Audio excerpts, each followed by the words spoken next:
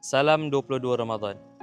Tuan-tuan dan perempuan, puasa ni kalau boleh kita elakkan dari bercakap dusta.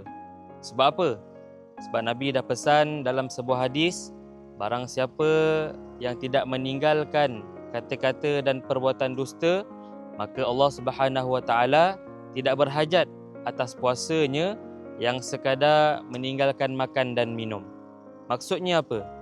Maksudnya kalau kita puasa tapi mulut kita masih menyakiti orang lain, kita masih lagi mengumpat, maka apa yang kita dapat hanyalah sekadar lapar dan haus je. Jadi Ramadan ini bersama-samalah kita menjaga mulut, kita jaga hati dan kita jaga perbuatan. Semoga Ramadan kali ini adalah Ramadan yang terbaik untuk kita semua.